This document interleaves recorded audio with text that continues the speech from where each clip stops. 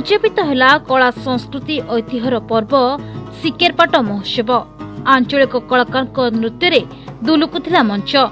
बलांगीर जिला टेटलागढ़ उपखंड माओ प्रभावित उपांत अंचल गुडभेला ब्लॉक खड़ंगा अंचल आनुकूल्य घुना बिजु पट्टनायक खेलपड़िया 5 दिन धरी चलीथिला सिकेरपाट महोत्सव। मीना बजार मजा उठाइबा सह स्टॉल बुला सांगकु स्टार नाइट कार्यक्रम पाई महोत्सव पड़िया पालटि जाइथिला जनसमुद्र। रसरकेली माइला जड़ डालखाई और ढाप गुड़का कलाकार नृत्य रे झुमी उठिथिले दर्शक। लोकारण्य हैला सिकेरपाट महोत्सव पड़िया। चलित वर्ष प्रथम थर पई एही उत्सव अनुष्ठित होइथिला। फेब्रुआरी 2 रु आरंभ होई 5 तारीख जाए चलीथिला। एबे उद्यापनी सभा को कमिटर सभापति रोहित माझी सभापतित्व करथिबा बेले पूर्वतन मंत्री सुरेंद्र सिंह भोई मुख्य अतिथि भाबे जोग देथिले। तांका सह सैंतला ब्लॉक उपाध्यक्ष गुणसागर माझी प्रमुख अतिथि भाबे जोग देथिले।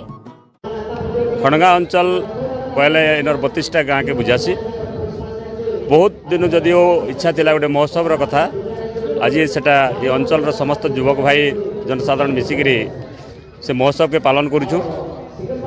इने समस्त दर्शक दर्शक आसन छोट छोट छात्र छात्री माने बा कुनी कुनी छुआ माने तांगर सांस्कृतिक कार्यक्रम देखौछन। आमे ई मंच से मानकर लगी तैयारी छु। ये अंचल रे जन कला अच्छे छोट छोट छुआ मानकर कलार विकास लगी तार संगे इने जन विभिन्न सांस्कृतिक दल अच्छन से माने केनते मंच पाइबे सेटा होची हमर प्रयास है। सिकेरपाट महोत्सव भल लगुचे बहुत तार माने पब्लिक बहुत अच्छन आ हमको भी बहुत एक्साइटेड लगुचे हमर प्रोग्राम करबार लगी। बेनार मुहरिया कला परिषद डालखाई चुटकू चुटा रसरकेली माइला जड़ जेते फोक सॉन्ग अच्छे सब भल लगुचे।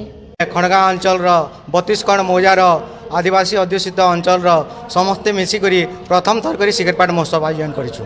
हाँ दर्शक मानकर मनोरंजन सकाशे आमे अनेक गुड़े ट्रुप फोक डांस नाट्य आंचलिक कलाकार मान को नेकरी प्रतियोगिता रखिछु। सिकेरपाट महोत्सव अंचल रे प्रथम थर अनुष्ठित होइतबा बेले स्वतंत्र कार्यक्रम धूमधाम रे होइतिला। विभिन्न कलाकार नृत्य देखिबाकू जिलावासी समेत पड़ोशी जिल्लारू लोकंक सुआ छुटिथिला।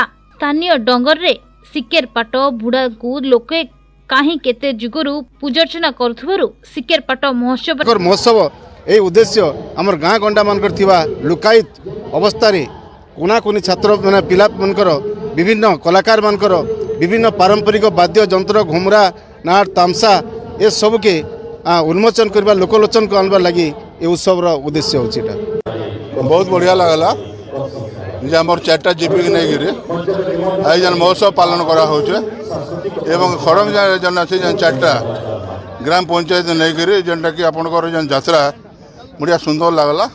एटा प्रथम जनटा कि वार्षिक उत्सव हैला लोकंकर अंचल जनटा कि बहुत उत्साह अच्छे। लुकायित लोक कला को उज्जीवित करुथबा सिकेरपाट महोत्सव को आसंता वर्ष को अपेक्षा करिसेंती अंचलवासी। बलांगीर जिला सैंतलरू लक्ष्मीकांत साहू।